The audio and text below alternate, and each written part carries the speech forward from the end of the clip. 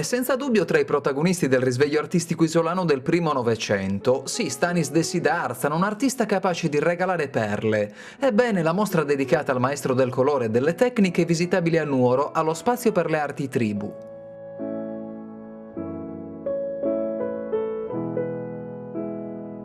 È molto importante perché recupera la parte artigianale della creatività artistica. La mostra infatti è divisa per tecniche e lui di queste tecniche è stato un grande mago, un grande esecutore. Come rimarcato da Antonello Cuccu, stavolta solo responsabile dell'allestimento, la mostra curata da Caterina Virdis Limentani intende rileggere l'opera di Stanislao Dessì in modo antologico e originale.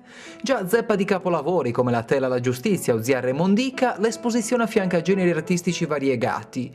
Insomma, mette in risalto la versatilità dell'artista, la sua voglia di sperimentare.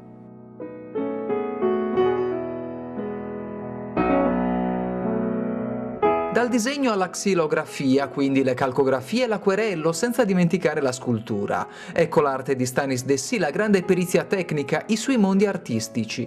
Da un lato gli anni della sperimentazione, dal 1918 al 1928, dall'altro il periodo della maturità, dal 1930 in poi. Dunque, un'esposizione imperdibile. Intanto ci sono delle opere che non si sono mai viste, dopodiché perché la maggior parte di queste opere sono in collezioni private, soprattutto della famiglia, e molto spesso appunto in queste case o in questi studi non si accede e quindi venire qui significa avere a disposizione un patrimonio altrimenti ingodibile. La mostra Stanis Dessì, maestro del colore e delle tecniche, sarà visitabile fino al prossimo 2 marzo.